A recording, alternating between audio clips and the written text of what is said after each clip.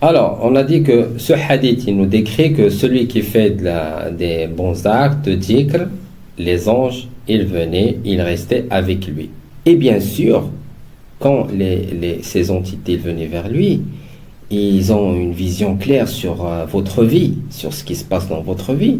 Quand tu dors, parfois ils t'envoient des messages. Soit, si tu as l'éveil spirituel, tu peux avoir des signes, voilà, directs pendant la séance de dhikr, des orientations, ce qu'il faut faire, ce qu'il ne faut pas faire, les choses à faire, etc., etc.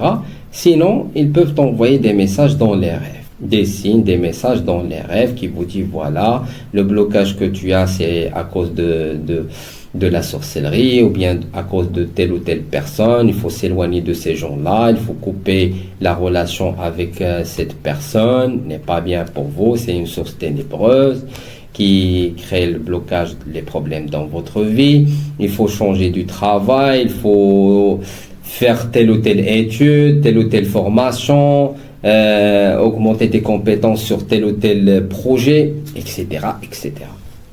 Donc, c'est ce qu'on appelle les signes qui vous guident dans la vie.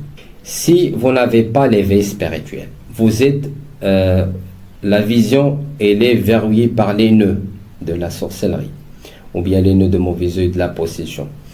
Les oreilles, les yeux, tout est verrouillé par des nœuds de la sorcellerie. Le corps aussi, l'âme, elle est aussi déchirée par la sorcellerie, etc.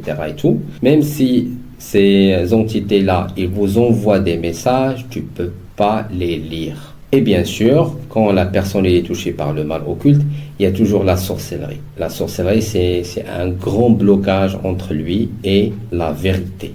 Et la vérité, lorsqu'on dit la vérité, ça veut dire quand tu enlèves le voile, il n'y a pas d'obstacle, ton âme, elle est connectée au monde spirituel, tu peux capter les messages qui vous guident dans cette vie. Tu ne peux pas compter chaque seconde, chaque minute, il y a les messages envoyés qui guident l'humanité vers le bon endroit.